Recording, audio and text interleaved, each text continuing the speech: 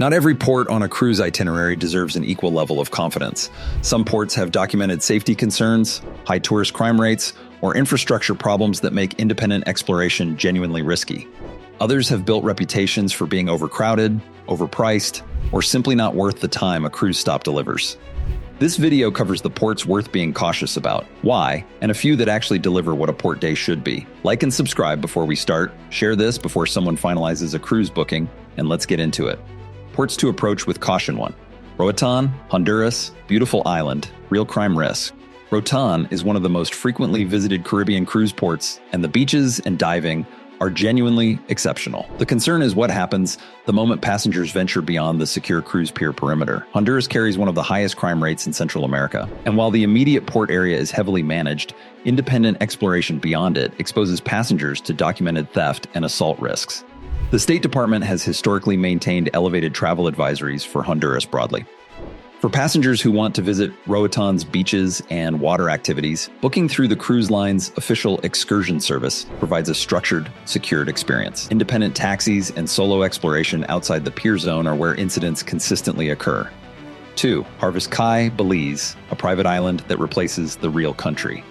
Norwegian Cruise Line's private island port in Belize Harvest Caye is a managed beach resort that physically replaces what used to be a stop at Belize City. Norwegian built the island specifically because Belize City has persistent safety concerns that made it difficult to recommend for independent exploration. The island itself is safe and pleasant, but passengers who book Harvest Caye itineraries expecting to experience Belize and its Mayan ruins, jungle, and genuine local culture will find that the private island experience is geographically in Belize, but culturally detached from it. Understand what you're booking, a managed resort day, before assuming you're getting authentic Belize access. 3. Nassau, Bahamas, oversaturated and overpriced. Nassau sees more cruise passengers per year than almost any other Caribbean port, and the saturation shows. The immediate port area is crowded, aggressive in its tourist commerce, and offers an experience that frequent Caribbean cruisers consistently describe as among the least authentic in the region. Taxi drivers charge inflated rates, shops in the port zone sell identical merchandise at tourist premiums, and the beaches closest to the port are crowded beyond comfort during peak cruise season. Nassau is not dangerous in the way some ports are, but it frequently disappoints travelers who arrive expecting a genuine Bahamian experience. Cable Beach and the Fish Fry at Arawak Caye offer better experiences than the immediate port zone, but require deliberate navigation away from where the ships dock. 4. Cozumel, Mexico. Depends entirely on what you do there. Cozumel is one of the most visited cruise ports in the world and one of the most polarizing. The diving and snorkeling are world-class. The coral reef system is genuinely among the best accessible from any cruise port anywhere. The port town itself, San Miguel, has been so thoroughly optimized for cruise tourism that it functions as a shopping mall with a street grid, jewelry stores, chain restaurants, and souvenir shops as far as the eye can see. Passengers who book dive excursions or head to the quieter eastern side of the island have a very different experience from those who stay near the port. Cozumel is worth it or not worth it almost entirely based on the excursion choice made before the ship docks. 5. Belize City, Belize. Skip unless. With an organized group.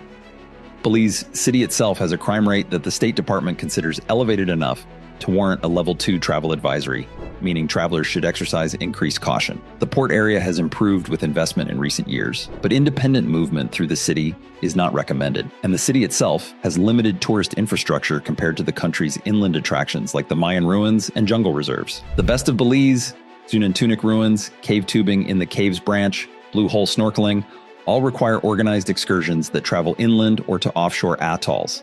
If visiting Belize City, do so only with an organized tour that stays within structured itineraries. 6. Falmouth, Jamaica. High hype, inconsistent reality. Falmouth is a dedicated cruise port built to handle large ships, and the port facility itself is well managed. The problem is what surrounds it. Falmouth, the town, has limited tourism infrastructure, and the most promoted Jamaican experiences, Dunn's River Falls, Doctor's Cave Beach in Montego Bay, require significant travel time from Falmouth that can make the excursion feel rushed against the ship's departure time. Jamaica overall has an elevated crime advisory from the State Department, and independent movement outside organized tours is consistently flagged as higher risk. Passengers expecting a relaxed beach day or easy independent exploration at Falmouth frequently find the experience more logistically complicated than anticipated. Safer ports worth your time. 7. Sitka, Alaska. Authentic, accessible, and genuinely rewarding. Sitka is one of the most consistently praised Alaskan cruise ports among experienced travelers, largely because it offers genuine cultural depth and natural beauty without the infrastructure overwhelm of larger ports like Ketchikan, the Russian Orthodox Cathedral, the Sitka National Historical Park with its collection of totem poles, and the Alaska Raptor Center are all within easy walking distance of the dock. Wildlife viewing opportunities are exceptional. The town is small enough that independent exploration is genuinely practical, and the atmosphere is authentic rather than staged for cruise passenger consumption. Sitka is what many travelers hope all cruise ports will be, and fewer actually are. 8. Kotor, Montenegro, one of the most beautiful ports in the world. Kotor sits at the end of a fjord-like bay on the Adriatic coast, enclosed by medieval city walls that climb the mountain behind it. The Old Town is a UNESCO World Heritage Site, entirely walkable from the dock and genuinely well-preserved rather than reconstructed for tourism. It is safe, accessible, and delivers the kind of European medieval atmosphere that is difficult to find anywhere without significant planning. The climb to the fortress above the town is demanding, but offers views that are among the most spectacular available from any cruise port stop in Europe. Kotor is one of those ports where experienced cruisers consistently recommend the ship stop longer than the itinerary allows. 9. Dubrovnik, Croatia. Stunning but overcrowded. Go early. Dubrovnik deserves its reputation as one of the most beautiful walled cities in the world, and the Old Town is a genuine wonder. The caveat is that it is also one of the most heavily visited cruise ports in the Mediterranean, and the combination of multiple ships in port simultaneously creates crowds that can make the most desirable sections of the Old Town feel impossible to enjoy. The solution experienced cruisers use is simple. Be first off the ship the moment the gangway drops, typically at 7 or 8 a.m., and spend the first 2 hours in the Old Town before the crowds peak. The city is an entirely different experience at 7 a.m. versus noon, and the early start is worth the alarm. 10. Bar Harbor, Maine. New England, done right.